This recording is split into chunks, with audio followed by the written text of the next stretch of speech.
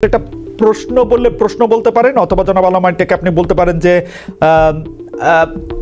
একটা জানার আগ্রহ থেকে যে আমরা কিন্তু আসলে এইটাকে একটু হাইপোথেটিক্যাল প্রশ্নটা, কারণ হচ্ছে যে আপনাকে এখন বাংলাদেশের সবাই চেনে, প্রায় সবাই আপনাকে চেনে, কিন্তু ধরা যাক আপনাকে বাংলাদেশে কেউ চেনে না, আপনাকে আপনার পরিচয় দিতে হচ্ছে।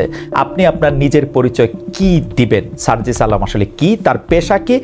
আমি একটু হালের নিয়ম মেনে, মানে আমি আর সায়ন্ত ঠিক এমসিকিউর আগে আগে পাশ করে গেছি, কিন্তু আপনারা যেহেতু এমসিকিউর লোক, আমি একটু এমসিকিউ দিতে চাই যে আপনারা মাল্টিপল চয়েস কোশ্চেন হিসাবে এটাকে দিতে চাই যে আপনি নিজেকে আসলে কি বলেন। রাজনীতিবিদ ক, ছাত্র খ, ছাত্র নেতা গ, সাবেক ছাত্রলীগ নেতা ঘ। সার্জিস।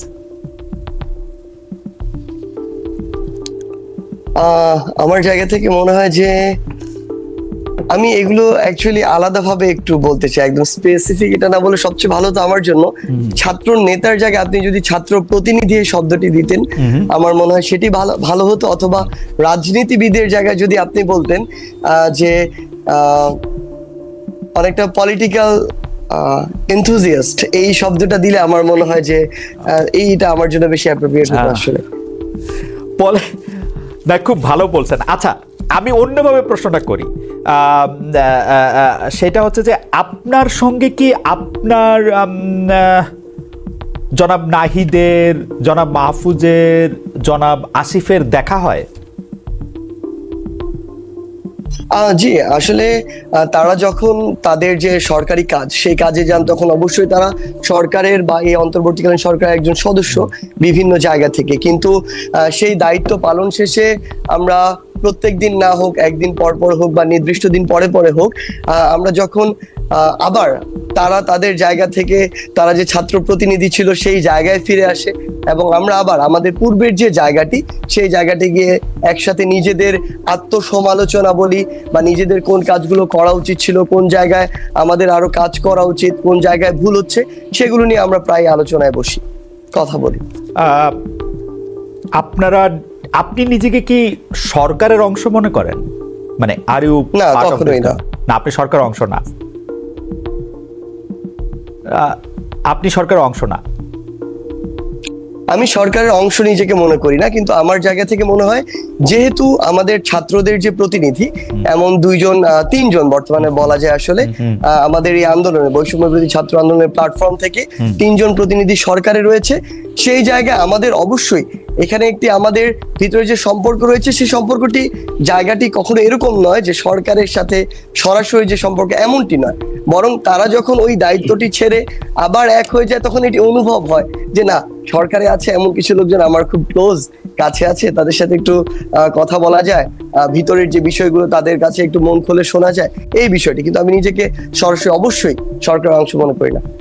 আপনি নিজে সরকারের অংশ মনে করেন না তো জনাব নাহিদ, জনাব মাহফুজ এবং জনাব আসিফ মাহমুদ তো অবশ্যই সরকারের অংশ এবং আপনাদের প্রতিনিধি হিসাবে, মানে ছাত্র বা বৈষম্য বিরোধী ছাত্রদের প্রতিনিধি হিসাবেই সরকারের অংশ। তো অবশ্যই। তো আপনি সরকারের বাইরে থেকে আপনার কাছে কি মনে হয় যে বর্তমান যে সরকার বা অন্তর্বর্তীকালীন সরকার, সেই অন্তর্বর্তীকালীন সরকারের মধ্যে কি আপনারা বেশি শক্তিশালী, নাকি আপনারা 3 জন অন্যরা 17 জন, মানে এরকম কি কোনো গ্রুপিং আছে, নাকি আপনারা সবার মধ্যে ভালোই সমন্বয় আছে? আপনি বাইরে থেকে কি বোঝেন যে মানে এই 3 জন কি আলাদা, এই 3 জন কি 20 জনের একজন, এই 3 জনই কি আসল 3 জন? মানে ব্যাপারটা কিরকম আসলে? মানে আমরা গণতন্ত্রে বুঝি যে এভরিবডি ইজ ইকুয়াল, বাট এখানে কি কেউ আছে যারা মোর দেন ইকুয়াল?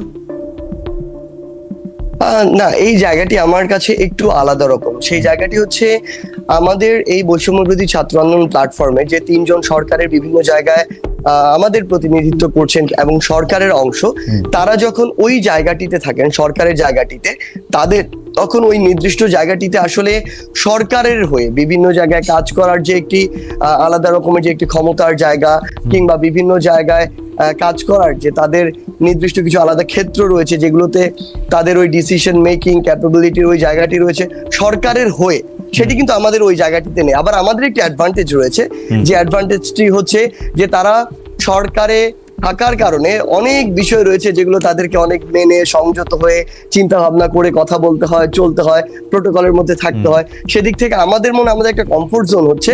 হ্যাঁ, আমরা সত্যি আমাদের জীবনের প্রথম আজকে থেকে 3 মাস আগে আমরা কেউ চিন্তা করিনি যে আমরা জীবনে হয়তো এই অভিজ্ঞতাটির মধ্যে দিয়ে যাব। আজকে থেকে 3 মাস আগে কেউ আমরা ভাবিনি যে বাংলাদেশে 3 মাস পরে এই অবস্থায় আসবে। সেই জায়গায় আমরা প্রতিনিয়ত বিভিন্ন জায়গায় ঠেকছি, শিখছি, ভুল করছি, নিজেদেরকে ঠিক করছি।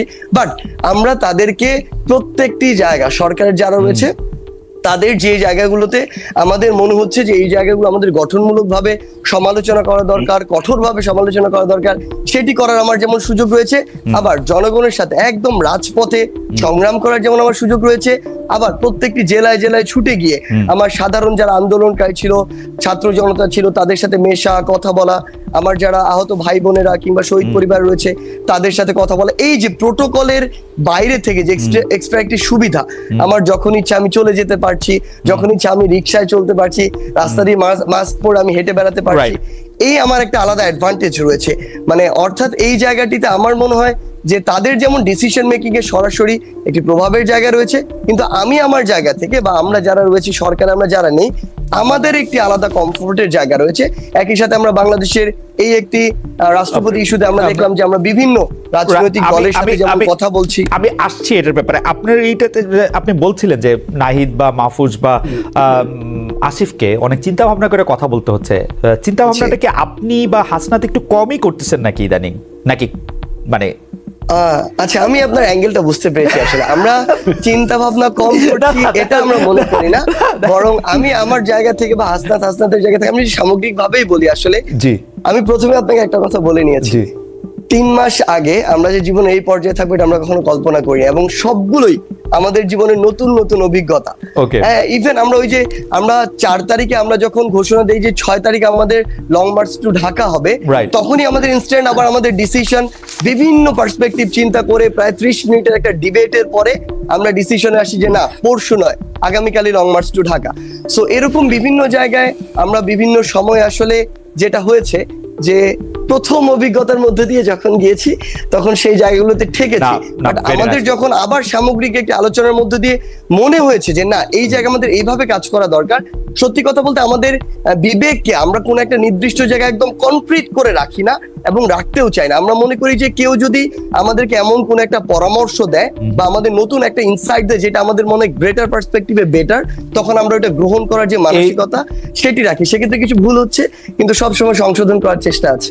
সার্জিস, আপনাকে ধন্যবাদ। আমি আবার আসবো আপনার কাছে যে মানে একটু ডক্টর সায়ন্তের কাছে যেতে চাই। আপনি আসলে ভালোভাবে আপনার অবস্থান তুলে ধরেছেন, মানে যেরকমটা তুলে ধরার কথা। ডক্টর সায়ন্ত, মানে আপনার সঙ্গে কথা বলা তো সবসময় আনন্দদায়ক এবং একটা কি বলবো যে একটা খুবই ভালো অভিজ্ঞতা। তো সেই জন্য